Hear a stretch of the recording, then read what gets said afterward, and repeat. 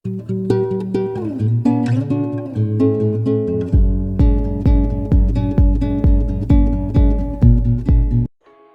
वालेकुम, कैसे हैं जी आप सब लोग? ठीक हैं? आई होप सब लोग ठीक ठाक होंगे, सबके घरों में खैर खैरियत होगी। तो चलते हैं आज के पॉडकास्ट की तरफ। जो आज की हमारी स्टोरी है वो कुछ ऐसे है कि एक शख्स था, एक गांव में रहता था और उसने वहाँ पे एक केज बनाई और उस केज के अंदर जो है वो उसने 5 मंकीज़ को ले आया और 5 मंकीज़ को बंद कर दिया।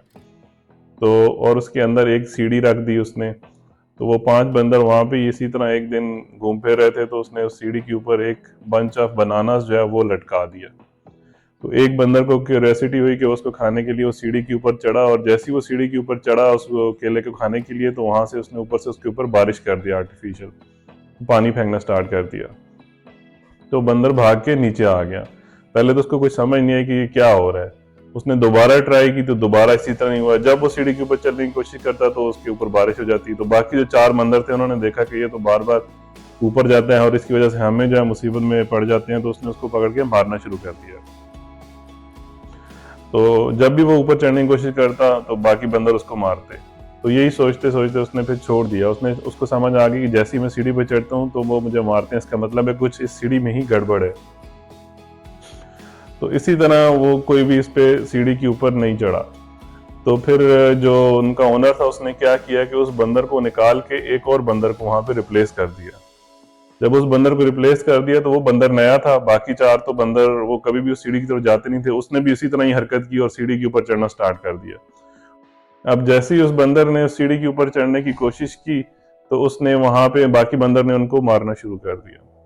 तो वो भी डर गया कि इसके ऊपर शायद कोई इशू है या क्या मसला है। जब भी वो भी सीढ़ी पे चढ़ता तो उसको वो मारने लग जाते। इसी तरह करते करते उसने एक और बंदर को उनमें से चेंज कर दिया, और वो बंदर भी इसी तरह उसने भी यही हरकत की। वो भी सीढ़ी के ऊपर चढ़ने की कोशिश करता तो बाकी बंदर उसको सारे मारते। तो यूं ही करते करते उसने सारे के सारे बंदर को चेंज कर दिया और सारे के सारे बंदर नए आ गए और पुराने बंदर रिप्लेस हो गए नए बंदर के साथ। 5 के 5 बंदर नए आ गए। लेकिन अब उनमें से कोई भी बंदर जो है ऊपर जाने की कोशिश नहीं करता था, क्योंकि कोई भी जाता था वो एक दूसरे को मारते थे। हालांकि सब नए बंदर थे और किसी को कुछ पता नहीं था कि क्यों इसको मार रहे हैं। तो वो जब भी कोई चढ़ने की कोशिश करता सारे बंदर एक दूसरे को मारते, और उन्होंने ये अज्यूम कर लिया कि सीढ़ी के करीब भी नहीं जाना, इसके करीब भी नहीं भटकना, इसमें कोई इशू है। तो इस चीज़ से हमें ये चीज़ समझ आती है, जो मोरल ऑफ द स्टोरी वो ये है कि हम लोग कुछ पता भी नहीं होता और बहुत सारी जो रिवायतें रिवाज हमारे पुराने चले हुए आ रहे होते हैं, तो हम लोगों से सुन के जो हमारे उस चीज़ की वो हम फॉलो नहीं करते और खुद से अपने दिमाग से नहीं सोचते। हालांकि अगर वो सीढ़ी पे चढ़ता और आराम से केले खा लेता तो शायद कुछ भी ना होता, शायद वो बारिश भी ना होती।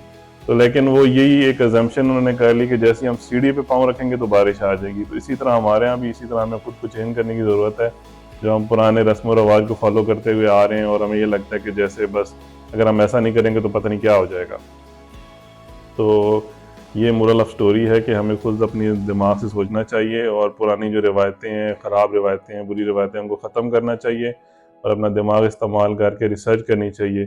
वो तो फिर बंदर हैं, जानवर हैं, हम तो इंसान हैं। तो हमें इंसानों में और जानवरों में फ़र्क होना चाहिए और हमें अपने दिमाग से सोच समझ के जो भी फैसला लेना वो लेना चाहिए जो हमारे लिए बेहतर है, बजाय इसके कि हम जो पुरानी घिसी पिटी बातें उन पे अमल करें।